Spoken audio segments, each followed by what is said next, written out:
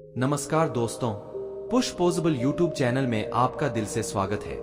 ये बात उन दिनों की है जब बुद्धा मरवन में अपना समय व्यतीत कर रहे थे। इस समय तक बुद्धि की प्रसिद्धि दूर दूर तक फैल चुकी थी।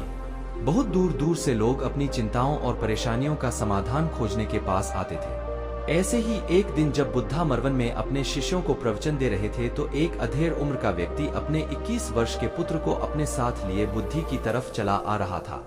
जब यह प्रवचन स्थल के पास पहुंच गए तो एक नजर उन पर डाली और इशारे से बैठने के लिए कहा। जब प्रवचन समाप्त हो गया और सभी लोग वहां से चले गए तो बुद्ध ने उस व्यक्ति को अपने पास बुलाया और बैठने के लिए कहा। वहां चारों तरफ हरियाली छाई हुई थी। मौसम बहुत सुहाना था और तरह तरह के पक्षियों की आवाजें गूंज रही थी। ऐसा नजारा देखकर उस व्यक्ति को अंदर से असीम शांति महसूस हो रही थी। इसके बाद बुद्ध ने उस व्यक्ति से आने का कारण पूछा तो इस पर व्यक्ति ने कहा, यह तथागत, मैं 2 दिन की लंबी यात्रा करके अपने पुत्र को आपसे मिलवाने लाया हूँ। ये मेरा इकलौता पुत्र है और ये हर समय थका थका रहता है। ऐसा लगता है जैसे इसके अंदर कोई जान ही नहीं है, कोई प्राणी नहीं है। इसका स्वभाव भी काफी चिड़चिड़ा हो गया है। अगर हम इसे कुछ भी कहते हैं तो यह हमारी छोटी छोटी बातों पर गुस्सा हो जाता है। इसके देखने की क्षमता भी उम्र से पहले ही कमजोर हो गई है और इसके बाल भी सफेद पड़ने लगे हैं। इतनी कम उम्र में इतनी बड़ी उम्र का लगना मुझे तो कुछ समझ नहीं आ रहा। किसके साथ हो, क्या रहा है तथागत? मैं अपने पुत्र के स्वास्थ्य को लेकर बहुत चिंतित रहता हूँ। जब मैं अपने पुत्र को वैद्य जी के पास लेकर गया तो उन्होंने कुछ औषधि दी और कहा अपने पुत्र को तनाव कम लेने के लिए कहो। वो अपने दिमाग में बहुत अधिक तनाव लेता है, इसलिए उसकी ऐसी हालत हो गई है। लेकिन मुझे उनके बहुत समझाने के बाद भी तनाव का मतलब समझ नहीं आया। मुझे नहीं पता कि तनाव होता क्या है, यह किन कारणों से आता है और उसे कैसे अपने पुत्र के दिमाग से निकालूं, लेकिन मुझे सबसे पहले तो ये समझना है कि तनाव होता क्या है। इसीलिए तथागत मैं आपके पास आया हूँ, कृपया आप मेरी समस्या का समाधान कीजिए। यह सुन बुद्ध उसके पुत्र को बड़े ध्यान से देखते हैं, उसके चेहरे को देखते हैं, उसकी आंखों को देखते हैं और फिर उसके हाथों की नब्ज को भी देखते हैं। यह सारी विधि करने के पश्चात बुद्ध उस व्यक्ति से कहते हैं, तनाव लेना तो कोई नहीं चाहता, लेकिन फिर भी यह तनाव लोगों के दिमाग को दीमक की तरह पकड़ लेता है और व्यक्ति जान भी नहीं पाता कि वह तनाव में जी रहा है। लेकिन अगर व्यक्ति तनाव के कारणों को अच्छे से समझ लेता है और तनाव के बारे में कोई ऐसा पैमाना बना लेता है जिससे वह जान सके कि वह कितने तनाव में है, तो वह इस समस्या का समाधान भी खोज सकता है। सबसे पहले तो तुम ये समझो कि तनाव होता क्या है। जब भी कोई व्यक्ति कोई काम कर रहा होता है लेकिन उसका मन कहीं दूर भटक रहा होता है, कल्पनाओं में होता है, तो उसके शरीर और मन के बीच एक दूरी पैदा हो जाती है। यह दूरी जितनी अधिक होगी व्यक्ति उतनी ही ज्यादा बेहोशी की अवस्था में होता है और शरीर व मन के बीच की इसी दूरी, इसी खिंचाव को तनाव कहा जाता है। आखिर कोई पसंदीदा खेल खेलने के बाद व्यक्ति चुस्ती और प्रसन्नता से क्यों भर जाता है, जबकि उसने तो अपने शरीर को थकाया है। लेकिन समझने वाली बात यह है कि खेलते समय मन और शरीर एक साथ पूरी तरह से उस खेल में केंद्रित होते हैं, जिससे शरीर और मन के बीच दूरी पैदा नहीं होती और कोई तनाव पैदा नहीं होता। और अगर दिमाग में कोई तनाव था भी तो वो भी दूर हो जाता है।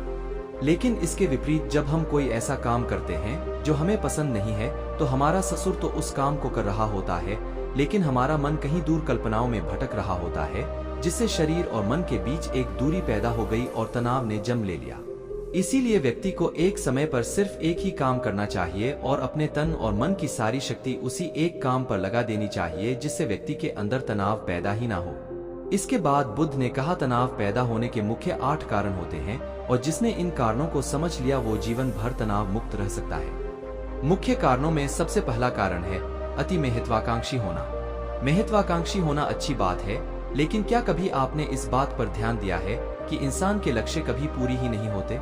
उसका एक लक्ष्य पूरा हुआ नहीं कि वह दूसरे की तरफ भागने लगता है, दूसरा पूरा हुआ तो तीसरे की तरफ, और इस तरीके से वो अपने लक्ष्यों को पाने के लिए जिंदगी भर गोल गोल घूमता रहता है। इसीलिए जो व्यक्ति अति महत्वाकांक्षी होता है, जिसने बड़े बड़े लक्ष्य बनाए होते हैं, वह वर्तमान में कभी रह नहीं पाता। उसका मन सदैव भविष्य की योजनाएं बनाने में ही व्यस्त रहता है। उसका शरीर तो वर्तमान में रहता है लेकिन भविष्य में ही रहता है, जिससे मन और शरीर के बीच दूरी पैदा हो जाती है और वह तनाव भरी जिंदगी जीने लगता है। बुद्ध के मुंह से यह बात सुन उस लड़के ने कहा, बुद्ध, तो फिर इसका मतलब है कि हमें लक्ष्य नहीं बनानी चाहिए, क्योंकि लक्ष्य बनाना भी तो महत्वाकांक्षा ही है। इस पर बुद्ध ने कहा, जीवन में लक्ष्य बनाना कोई गलत बात नहीं है, लेकिन समस्या तब उत्पन्न होती है जब वो अपना पूरा ध्यान उस लक्ष्य से मिलने वाले परिणाम पर ही लगा देते हैं और उसके परिणाम की चिंता करते रहते हैं। व्यक्ति को वर्तमान में जीना आना चाहिए। आप लक्ष्य बनाइए और उस लक्ष्य की प्राप्ति के लिए कड़ी मेहनत करिए, लेकिन साथ ही साथ आपको इस बात का भी ज्ञान होना चाहिए कि आप अभी वर्तमान में जी रहे हैं और वर्तमान ही सत्य है। बुद्ध ने आगे कहा, तनाव का दूसरा सबसे बड़ा कारण है ईर्ष्या। जब व्यक्ति ईर्ष्या और जलन से भर जाता है तो उसका मन अंदर से सड़ने लगता है। ईर्ष्या एक आंतरिक घाव है। आंतरिक घाव यानी मन का घाव व्यक्ति के शरीर का घाव तो भर सकता है, लेकिन मन का घाव कभी नहीं भर सकता। इसीलिए व्यक्ति को दूसरे की खुशी और तरक्की से कभी ईर्ष्या नहीं करनी चाहिए, क्योंकि तनाव का कारण है। इसके बाद बुद्ध ने तनाव का अगला कारण बताते हुए कहा कि आरुषिपूर्ण काम करने से भी मन में तनाव पैदा होता है। जो काम करना हमें पसंद ही नहीं है, जिसका में हमारी रुचि ही नहीं है, उस काम में हमारा मन लग ही नहीं पाएगा। हमारा शरीर तो वही बैठा रहेगा, लेकिन हमारा मन कल्पनाओं की उड़ान भरेगा, जिससे शरीर और मन के बीच दूरी पैदा हो जाती है और व्यक्ति तनावग्रस्त हो जाता है।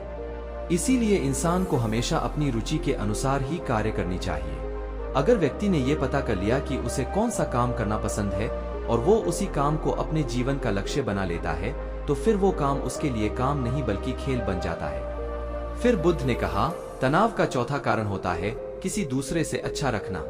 बुद्ध ने उस व्यक्ति की ओर इशारा करते हुए कहा, एक पिता होने के नाते तुम्हारी अपने पुत्र से बहुत सी अपेक्षाएं होंगी कि तुम्हारा पुत्र एक बहुत ही कामयाब इंसान बने, तुम्हारा नाम रोशन करे, जैसा तुम चाहते हो उस तरह का जीवन जिए, तुम्हारी हर बात माने। लेकिन क्या आज तक कभी किसी की सारी अपेक्षाएं पूरी हुई है? जब भी कोई व्यक्ति किसी दूसरे से कोई अपेक्षा रखने लगता है तो वो अनजाने में अपने लिए तनाव पैदा करने लगता है। जरा सोचो कि अगर तुम्हारा बेटा तुम्हारे अनुसार काम नहीं कर रहा और वो नहीं बन पा रहा जो तुम उसे बनाना चाहते हो, तो निश्चित रूप से तुम्हारे दिमाग को तनाव पकड़ लेगा। तुम तनाव से भरा जीवन जीना शुरू कर दोगे और इस तनाव के बस में आकर तुम ऐसा व्यवहार करोगे, ऐसी बातें करोगे कि तुम्हारा अपने पुत्र के साथ संबंध और भी खराब होता चला जाएगा। इसीलिए व्यक्ति को जितना हो सके उतनी कम अपेक्षाएं दूसरों से रखनी चाहिए, और अगर पूरी तरह से तनाव मुक्त रहना है तो दूसरों से अपेक्षा रखना ही बंद कर दो। इसके बाद बुद्ध ने कहा कि शारीरिक कष्ट भी इंसान के तनाव का एक कारण होता है। जब व्यक्ति किसी शारीरिक पीड़ा से गुजर रहा होता है तो उसका पूरा ध्यान बस अपने उस शारीरिक दर्द पर होता है और वो पूरे दिन बस उसी के बारे में सोचता रहता है, जिससे उसका मन दुख के विचारों से भर जाता है और ऐसी स्थिति में व्यक्ति तनावग्रस्त रहने लगता है। यह सुन उस व्यक्ति ने कहा कि हे बुद्ध, शारीरिक दुख तो किसी भी व्यक्ति को हो सकता है, तो फिर क्या हुआ?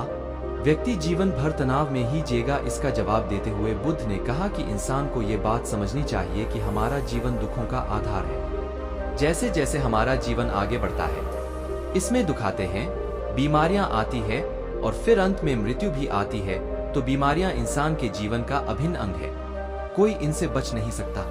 बस किसी किसी के जीवन में ये समय से पहले आ जाती है तो किसी के बाद में पढ़ाती सबको है। जब इंसान का मन इस बात को अच्छे से समझ लेगा तो फिर वह अपनी बीमारी के बारे में सोच सोचकर ज्यादा तनाव नहीं लेगा, क्योंकि यह हमारे जीवन का अभिन्न हिस्सा है और इसके लिए व्यक्ति को शारीरिक रूप से भी अभ्यास करते रहना चाहिए।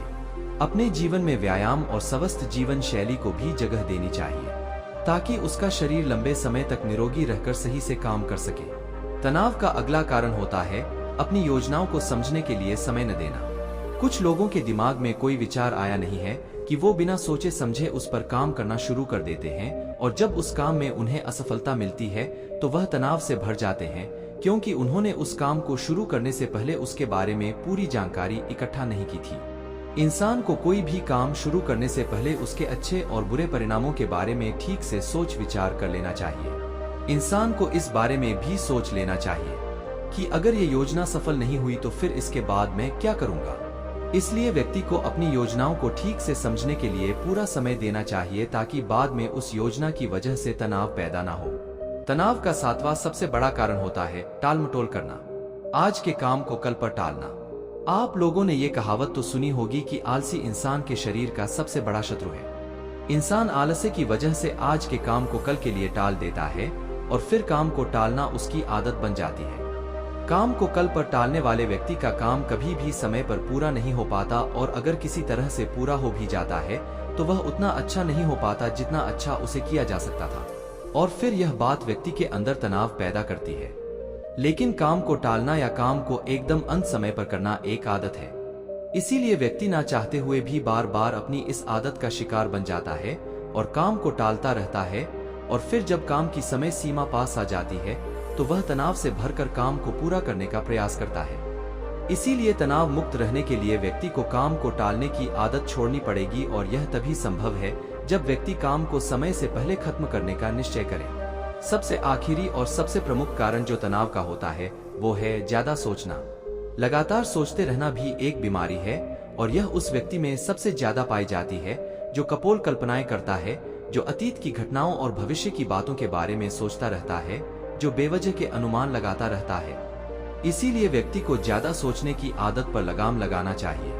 इसके लिए जितना हो सके खुद को काम में व्यस्त रखना चाहिए, और हर दिन ध्यान का अभ्यास करने को अपने जीवन का हिस्सा बना लेना चाहिए। बुद्ध के मुंह से यह सारी बातें सुनकर उस व्यक्ति ने हाथ जोड़कर कहा, बुद्ध, मेरा पुत्र तो अभी मात्र 20 वर्ष का ही है, और इसमें अभी इतनी समझ भी नहीं है कि यह आपकी बताई सारी बातों का एक साथ पालन कर सके। आप कृपया करके तनाव मुक्त रहने का कोई आसान सा तरीका बता दें जिससे मेरा बेटा उसका अनुसरण भी कर सके और तनाव मुक्त भी रह सके।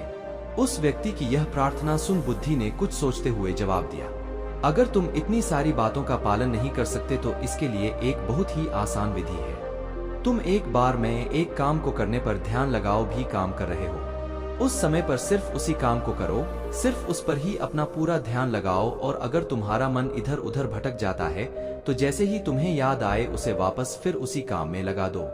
ये सबसे आसान और अच्छा तरीका है तनाव मुक्त रहने का। जब तुम भोजन करो तो उस समय सिर्फ भोजन ही करो, उसके पूरे स्वाद का आनंद लो, उसी अनुभव करो। जब चलो तो अपना पूरा ध्यान सिर्फ चलने लगा दो। इससे तुम्हारा मन और तुम्हारा शरीर दोनों एक जगह पर केंद्रित रहेंगे। दोनों के बीच दूरी पैदा नहीं होगी जो कि तनाव का मुख्य कारण होती है।